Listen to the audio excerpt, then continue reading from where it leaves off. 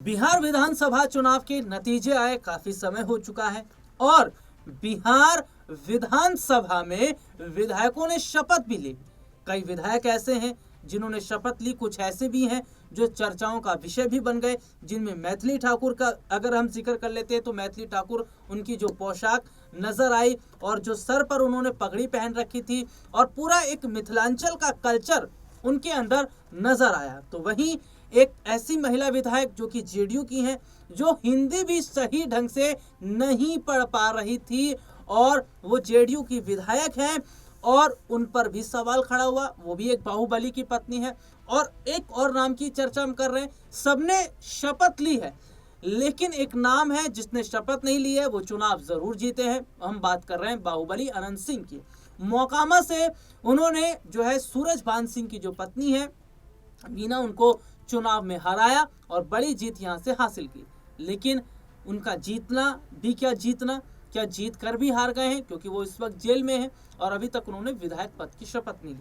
ऐसे में माना जा रहा है कि अगर उन्हें लंबी सजा हो जाती है तो क्या फिर से ये सीट खाली हो जाएगी, इस सीट पर दोबारा से क्या चुनाव होंगे और क्या वाकई ये सबसे बड़ी हार इस वक्त अनंत सिंह की है या फिर आने वाले वक्त में वो शपथ ग्रहण लेते नजर आएंगे।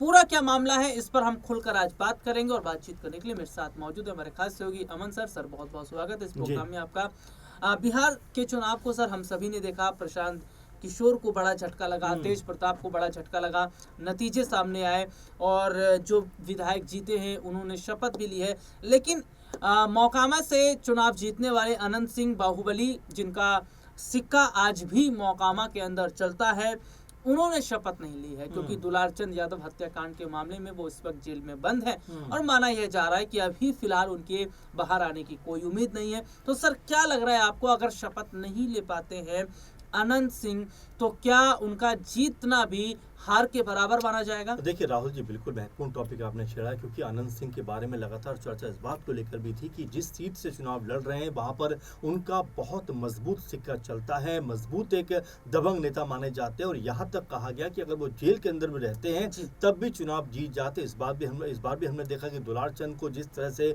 उनकी हत्या हो जाती है और पूरा का पूरा इल्जाम जो है वो अनंत सिंह के ऊपर लगता हुआ नजर आता है, उनको गिरफ्तार कर लिया जाता है, जेल के अंदर रख दिया जाता है। लेकिन जब चुनाव होते हैं और जब परिणाम सामने आते हैं तो पता चलता है कि अनंत सिंह ने यहाँ पर एक बड़ी जीत दर्ज की है और इस जीत दर्ज करने के साथ ही कहीं ना कहीं ये भी साबित होता हुआ लोगों के बीच नजर आया कि भाई भले ही उनके ऊपर इतना बड़ा इल्जाम था, लेकिन लोगों ने फिर भी जो वोट है वो अनंत सिंह के फेवर में दिया। लेकिन अब यहाँ से कई तरह के सवाल उठते हुए दिखाई पड़ते हैं और जो सवाल आपने भी उठाए कि क्या यहाँ से अनंत सिंह को जिस तरह से सलाखों के पीछे रखा गया और यहाँ पर जब शपथ ग्रहण समारोह होता है विधानसभा के अंदर, तमाम जो कह सकते हैं विधायक है वो अपने अपने पद की शपथ लेते हुए नजर आते हैं, चाहे तेजस्वी यादव हो, चाहे मैथिली ठाकुर हो, चाहे कोई भी कह सकते हैं कि यहाँ पर विधायक हो, चाहे वो सत्ता पक्ष का हो या विपक्ष का हो, सब लोग यहाँ पर शपथ लेते हैं। लेकिन अनंत सिंह, जिनको लेकर तमाम तरह की खबरें मीडिया में भी चलती थी, तमाम तरह के इंटरव्यू उनके रोजाना सामने आते थे और बड़े दबंगे के साथ में वो अपना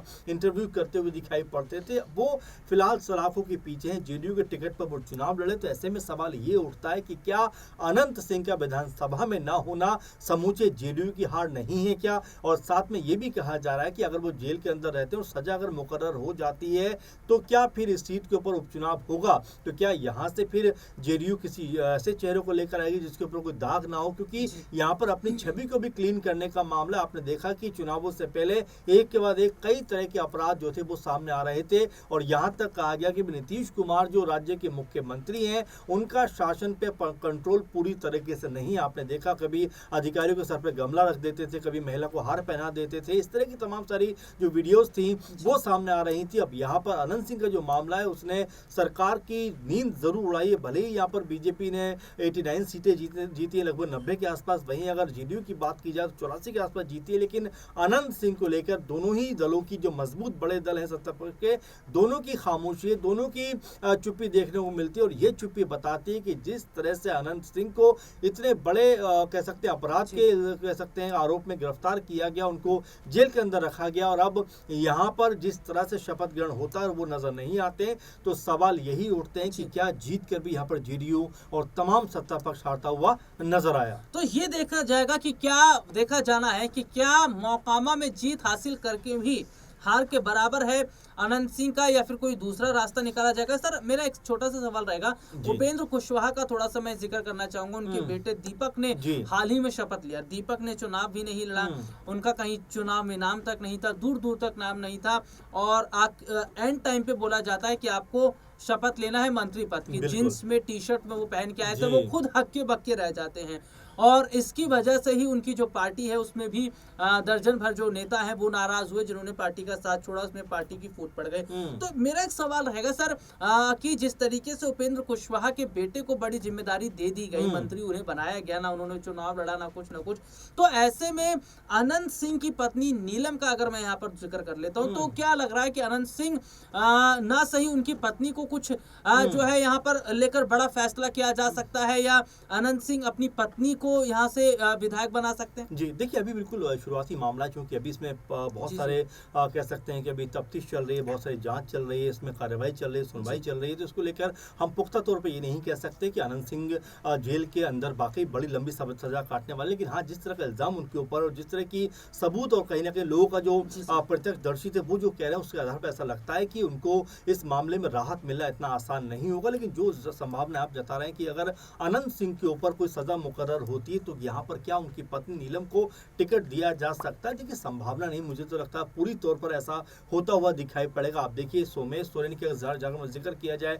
उनके पिता का देहांत होता है तो उनको जो है टिकट दिया जाता है, इमोशनल तौर पर उनको उनकी जीत भी होती है। ऐसे कई ढेरों एग्जाम्पल है जहाँ पर पति के बाद उनकी पत्नी को टिकट दिया जाता है। तो ऐसे में ये देखा जा सकता है कि शहाबुद्दीन के बाद उनकी पत्नी हिना साहब को भी टिकट दिया गया। तो ये तमाम ऐसे एग्जाम्पल है जहाँ पर नजर आता है कि पति के बाद पत्नी को पार्टियां टिकट इसलिए भी देती है कि इमोशनल कनेक्टिविटी लोगों से कनेक्ट होती हुई नजर आती है, और साथ में वो जो सीट है वो भी सिक्योर होती है उनके परिवार के लिए। तो ये हो सकता है जेडीयू यहाँ पर दाव खेलती हुई नजर आए। लेकिन उससे पहले आपने जो जिक्र किया उपेंद्र कुशवाहा के बेटे दीपक का, कि जिस तरह से उनको हाथों हाथ मंत्री का जो पद है वो दे दिया गया, जबकि चुनाव नहीं लड़ते हैं, कोई नेता की पोस्टार जो कहते हैं अमूमन कुर्ता पजामा में नेताजी नजर आते हैं, वैसा को नजर नहीं आया, और हक्के बक्के वो भी रह गए कि भाई मुझे कैसे मंत्री बना दिया गया।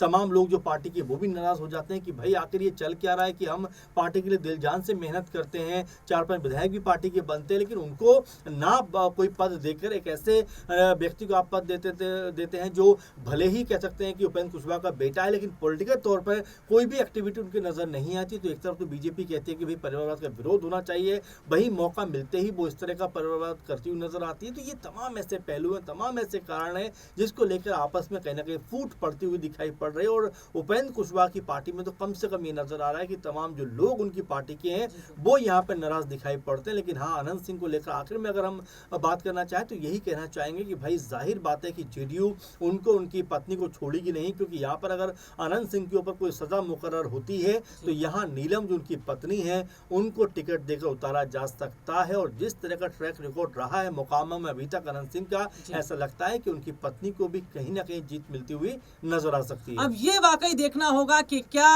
अनंत सिंह की जगह उनकी पत्नी को बड़ी जिम्मेदारी दी जा सकती है, या फिर कुछ समय बाद अनंत सिंह ही जेल से बाहर आते नजर आएंगे। तमाम सवाल हैं जो फिलहाल उलझन में बने हुए हैं, लेकिन आने वाले समय में इनका जरूर जो है समाधान निकलता नजर आएगा। फिलहाल आज के इस प्रोग्राम में इतना ही। मुझे और सर को इजाजत दीजिए।